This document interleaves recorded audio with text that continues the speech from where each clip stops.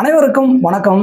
எம்ஜிஆருக்கு எப்படி மீனவ நண்பனோ அதே போல் விஜய் அவர்களுக்கு ஜனநாயகன் அப்படின்ற ஹெட்லைனை பார்த்ததையுமே உங்களுக்கெல்லாம் என்னென்னு தெரிஞ்சுக்கணும்னு விருப்பம் வந்திருக்கும். கண்டிப்பாகவே இது ரெண்டுக்கு தான் ஒற்றுமையா இல்லை எம்ஜிஆரோட, அதாவது அவர் சினிமாலேருந்து வந்ததுக்கப்புறம் எப்படி முதல்வர் நாட்களில் உட்கார்ந்தாரோ அதே போல் விஜய் அவர்களும் பார்த்தீங்கன்னா சினிமாவிலிருந்து முதல்வர் நாட்களில் உட்காந்துருக்காரு. ரெண்டு பேருக்குமே, அதாவது எம்ஜிஆருக்கும் விஜய்க்கும் ஒரே ஒரு விஷயத்தை தவிர பார்த்தீங்கன்னா நிறைய ஒற்றுமை தானாகவே அமைஞ்சிருக்குதுங்க. விஜய் அவர்கள் நான் பார்த்தீங்கன்னா எம்ஜிஆருக்கு ஈக்குவல்லாம் கிடையாது, எம்ஜிஆர் எங்கே இருக்கிறாரு நான் எங்கே இருக்கேன் அப்படின்னு சொன்னாலுமே ஒரு படிக்கு மேலேயே பார்த்தீங்கன்னா போயிட்டார் அப்படின்னே சொல்லலாம். அவர் குணத்திலையும் போயிட்டாரு, பார்த்தீங்கன்னா மக்கள் மத்தியிலையும் போயிட்டாரு, பார்த்தீங்கன்னா அவர் நடக்கும் மாற்றங்கள்லையும் பார்த்தீங்கன்னா ஒரு படிக்கு மேலேயே மிஞ்சிட்டாருன்னு சொல்லலாம். இதற்கு முன்னாடி இந்த வார்த்தையெல்லாம் நம்ம யூஸ் பண்ணலைங்க. ஆனால் தற்போது நடக்கும் விஷயங்களை பார்க்கும் பொழுது விஜயின் அந்த மாற்றங்களும் சரி, அந்த உயரங்களும் சரி, எம்ஜிஆருக்கு என்ன நடந்ததோ அதற்கு மேலே நடந்துக்கிட்டே இருக்குது அப்படின்னு தான் சொல்லலாம். இதை பற்றி முழுசாக இந்த வீடியோவில் நம்ம பார்த்துடலாம். வாங்க வீடியோக்குள்ளே போகலாம்.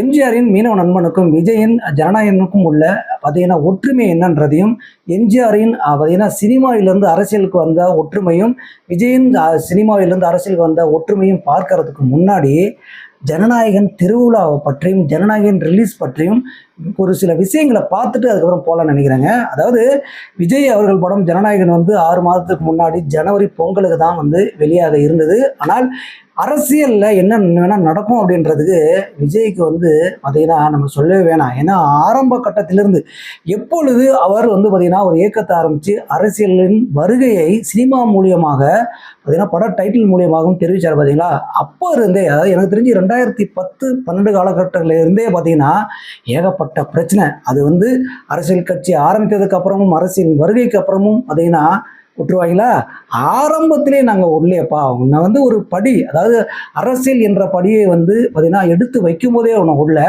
நீ அதாவது ஐயப்பனுக்கு எப்படி 18 படின்னு சொன்ன மாதிரியே விஜயர் 17வது படியை பார்த்தீங்கன்னா வந்துட்டாப்புல. 18வது படியை வைக்கிறதுக்கு விடவே இல்லை. அதாவது ஜனநாயக படத்தாங்க சொல்கிறேன். அப்போ ரிலீஸ் பண்ண விடாத போது தான் அங்கே பார்த்தீங்கன்னா விர்ச்சுவல் வாரியர்ஸும் விஜய் ரசிகர்களுமே நீ இப்போ ரிலீஸ் பண்ண விட்டிங்கன்னா தளபதி விஜய்ன்னு பார்த்தீங்கன்னா படம் ரிலீஸ் ஆகும், நீங்கள் ரிலீஸ் பண்ண விடலை அப்படின்னா விஜய் அவர்கள் முதல்வர் ஆனதுக்கு அப்புறம் பார்த்தீங்கன்னா முதல்வர் விஜய் அப்படின்னு சொல்லி ஜனநாயகம் ரிலீஸ் ஆகும்னு சொல்லி பயங்கர ட்ரோல் பண்ணாங்க. உண்மையிலுமே பேசினாங்க, அது நடந்துருச்சு. இப்போ எங்கே வச்சுக்குவாங்க மூஞ்ச. அதாவது பார்த்தீங்கன்னா பொங்கலுக்கு ரிலீஸ் ஆயிருந்தால் கூட இவ்வளோ கொண்டாட்டம் நடந்திருக்குமான்னு தெரியாதுங்க. ஒவ்வொரு தேட்டர்லேயும் பார்த்தீங்கன்னா அவ்வளோ கொண்டாட்டங்கள். பார்த்தீங்கன்னா விஜயை தூக்கி கொண்டாடிட்டாங்க, அந்தளவுக்கு நேச்சிருக்காங்க. அதான் நம்ம சொல்ல முடியும். ஏனென்றால் ஒரு நடிகருக்கு இவ்வளோ ரசிகரா, ஒரு நடிகரை எப்படி கொண்டாடலாமா, என்னடா நீங்களா அப்படின்னு சொன்ன ஒரு விஷயம் இருக்குது பார்த்தீங்களா. ஆனால் இப்போ விஜய் அவர்கள் அரசியலுக்கு வந்ததுக்கப்புறம் இவங்க கொண்டாடுறதுலாம் தப்பு இல்லை அப்படின்னு தோணுச்சுங்க. எனக்கும் இப்போ ஆரம்ப கட்டத்தில் பார்த்தீங்கன்னா என்னடா பாலகேசம் பண்ணுறாங்க, கட் அவுட் வைக்கிறாங்க, இப்படிலாம் ஒரு பக்கம் போக இருந்துச்சு. என்னென்னா மக்களுக்கு அச்சுறுத்து விதமாக சில விஷயங்கள் நடந்துக்கிறாங்க, இதெல்லாம் தேவையான்னு நினச்சேன். ஆனால் ஒருவன் வரும்பொழுது இங்கே ஒட்டுமொத்த மக்களிடையே ஒரு மாற்றம் நடக்கும் அப்படின்றதுக்கெல்லாம் இதெல்லாம் பரவாயில்ல அப்படின்றது தோணுச்சு. ஏன்னா இதெல்லாம் பண்ணலன்னு வச்சுங்களேன், இங்கே இருக்கிறாங்க பார்த்தீங்களா ஆப்போசிட்டில் இந்த திராவிட கழகத்தை சேர்ந்தவங்க, மெயினாக ஏடிஎம்கே கூட விட்டுறலாம், மன்னிச்சு விட்டுறான்னு இந்த டிஎம்கே பார்த்தீங்களா, இதெல்லாம் பண்ணலைன்னா இவங்க வேறு மாதிரி ஒரு அரசியலை பண்ணி வேறு மாதிரி, அதாவது முத்துவேல் கருணாநிதி ஸ்டாலின் தானே இப்படி இப்படின்லாம் சொன்னார்.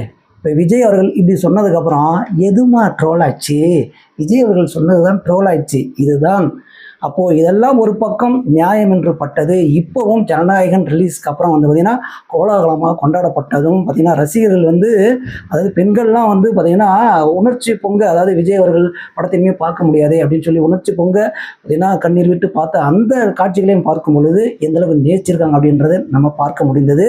படம் ரொம்ப நல்லா வந்திருக்குதுங்க. இதில் பார்த்திங்கன்னா அமைச்சர்கள் எல்லாம் லீவு போட்டு போய் தேட்டரில் பார்த்த விஷயங்களை எங்கள் டிஎம்கே சேர்ந்தாங்க. அதாவது ஒரு சினிமாவுக்கு இவ்வளோ முக்கியத்துவம் கொடுக்குறாங்களே, இதுக்கெல்லாம் லீவ் லெட்டர் கொடுத்துட்டு போயிருக்காங்க, இது என்னன்னு எங்களுக்கு புரியலன்னு சொல்லிட்டு அக்கா கனிமொழி அக்காலாம் பேசினாங்க.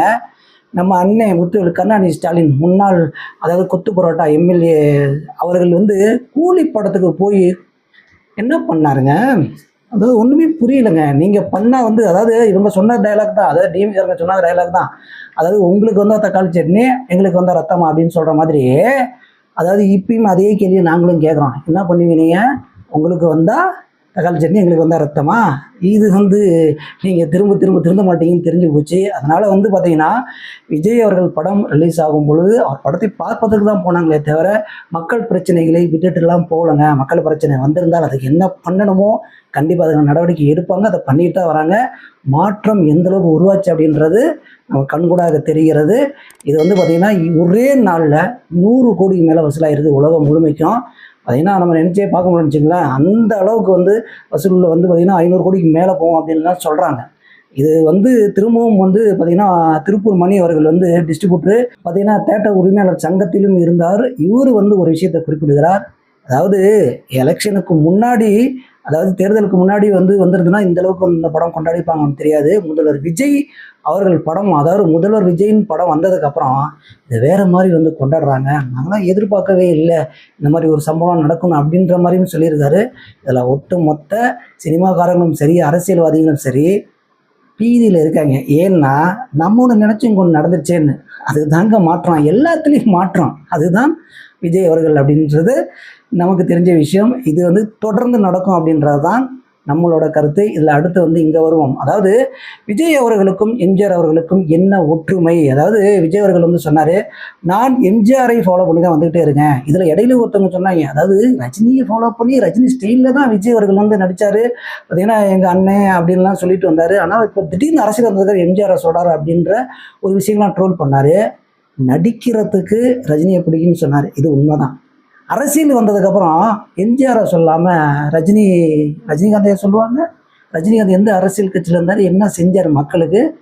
அப்போ யாரை சொல்லணும்? எங்களுக்கு ஒன்றுமே புரியலப்பா. அதாவது எல்லாத்துக்குமே ரஜினி தான் சொல்லணுமான்னு.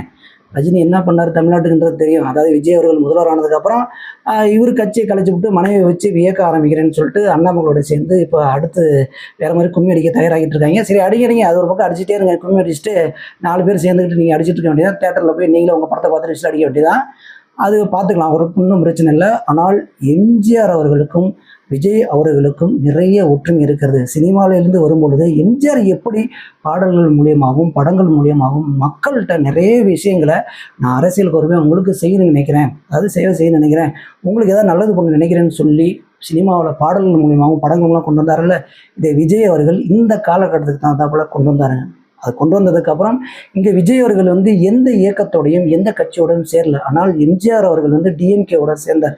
காங்கிரஸோடையும் பயணித்தார். ஆனால் டிஎம்கேவோட டீப்பாக இருந்தார். அண்ணாதுரை இறந்ததுக்கப்புறம் கருணாநிதி உள்ளே வந்தார். பார்த்தீங்களா, உள்ளே வந்ததுக்கப்புறம் தான் இங்கே முட்டிச்சு. ஏன்னா அண்ணாதுரையே பார்த்தீங்கன்னா கொஞ்ச காலத்தில் அவர் என்ன பண்ணணுமோ அந்த சில விஷயங்கள்லாம் இருக்குது, அதை நம்ம அப்புறம் பேசுவோம். ஆனால் அண்ணாதுரை போனதுக்கப்புறம் யாரும் கிட்ட வரக்கூடாதுன்னு முடிவு பண்ணி தான் கருணாநிதி உள்ளே இறங்கினார். அவர் எம்ஜிஆரை விட்டுருவாரா? அதாவது எம்ஜிஆர் அப்போ டிஎம்கேல பொருளாளர் இருக்காங்க. அப்போ வரவு செலவு கணக்கெலாம் கேட்டிருக்காரு. இந்த வரவு செலவு கணக்கு கரெக்டாக கருணாநிதி சொல்லணும்ல, சொல்லலை. பிரச்சனை வந்துருச்சு கட்சிக்குள்ளே. உடனே என்ன பண்ணார் எம்ஜிஆர்? தனியாக கட்சி ஆரம்பித்து நான் காட்டுறேன்னு சொல்லி காட்டினார். சிங்க மாதிரி ஜெயிச்சாப்புல. கிட்ட வர முடிஞ்சதா? 15 வருஷத்துக்கு வரவே முடியல.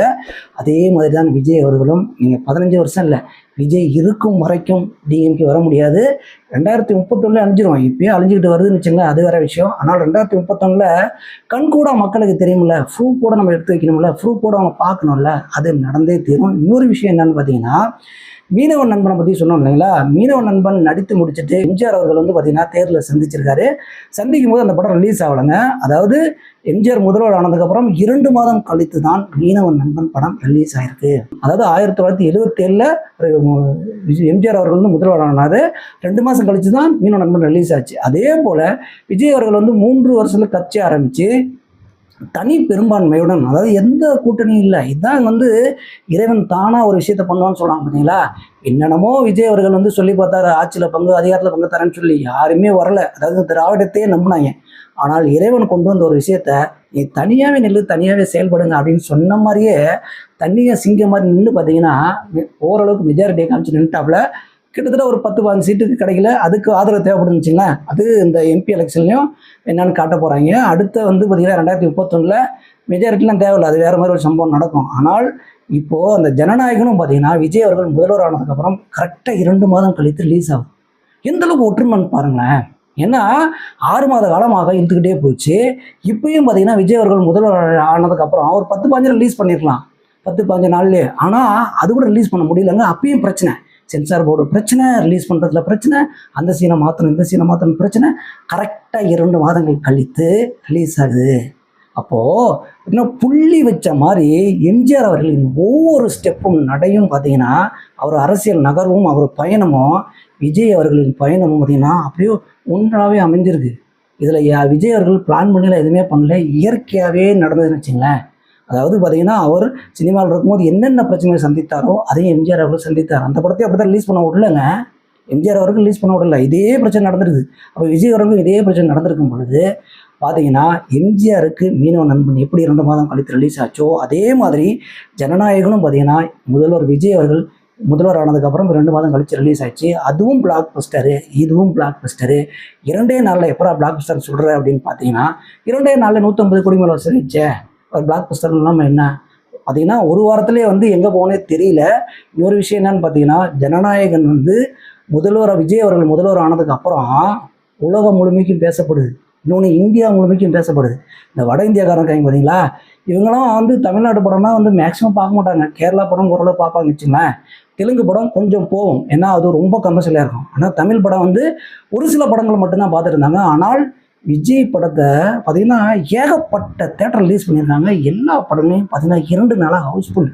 அப்போது எந்த அளவுக்கு விஜய் நேசிச்சிருப்பாங்க மட்டும் பாருங்கள். வீடியோட இறுதியில் ஒரு முக்கியமான விஷயத்தை சொல்லிட்டு முடிச்சுக்கலாம்னு நினைக்கிறேன். அதாவது விஜய் அவர்கள் கட்சி ஆரம்பித்ததுமே விஜயகாந்தை வச்சு தான் ட்ரோல் பண்ணாங்க. விஜயகாந்த் வந்தாருங்க, அதே நிலமை தாங்க விஜய்க்கு வரும் அப்படின்லாம் சொன்னாங்க. எம்ஜிஆர் யார், அவர் காலகட்டத்தில் எம்ஜிஆர் என்ன செஞ்சார், என்ன பண்ணார், விஜய் என்னதை செஞ்சார் அப்படின்லாம் சொன்னாங்க. ஆனால் விஜயகாந்துக்கு நடந்தது போல் நடக்கும்னு சொன்னாங்க பார்த்தீங்களா. இது எல்லாத்துக்குமே தெரியும், அதெல்லாம் நடக்கவே நடக்காது. விஜயகாந்த் பயணங்கள், அவர் அரசியல் எடுத்து வச்ச விஷயங்கள் வேற, விஜய் அவர்கள் வேறங்க. ஒட்டுமொத்தமாக தமிழ்நாட்டில் ஒரு மாற்றம் நடக்க வேண்டும். யாராவது ஒருத்தர் வரமாட்டானா, சினிமாவில் டைலாக் சொல்லுவாங்க, இப்போ இதில் ஒரு பிரச்சனை நடக்குது, யாராவது காப்பாற்ற மாட்டானா அப்படின்னு சொல்லி ஒரு டைலாக் வந்துருங்களா. நிறைய படங்கள் வந்திருக்குது. அதே மாதிரி மக்களை நினச்சிட்டு இருக்கும்போது விஜய் அவர்கள் களத்தில் இறங்கினார். தமிழ்நாட்டு அரசியல் களத்தில் இறங்கும் பொழுது பார்த்தீங்கன்னா வச்சு செஞ்சு விட்டார் அப்படின்னே சொல்லலாம். பார்த்தீங்கன்னா நம்ம சொல்கிற மாதிரி இங்கே எல்லாருமே பார்த்தீங்கன்னா விஜய் வருவதற்கு வாய்ப்பே இல்லைன்னு சொல்லும்போது விஜய் அவர்கள் ஒவ்வொரு மேடையில் என்ன சொன்னார்னா, கான்ஃபிடண்டாக இருங்க, கண்டிப்பாக நல்லதே நடக்கும், நம்ம கண்டிப்பாக வரும், ஒரு மாற்றம் நடக்கும்னு சொன்னார். அதே மாதிரி மாற்றம் நடந்துருச்சு. யார் என்ன அவதூறு பரப்பினாலும் ட்ரோல் பண்ணாலுமே மாற்றம் நடந்துருச்சு, நடந்து கொண்டே இருக்குதுங்க. இன்னும் நிறைய விஷயங்கள், அதாவது 2 மாதம் தான் ஆகுது, இன்னும் 5 வருடங்கள் முழுமையாக இருக்கிறது.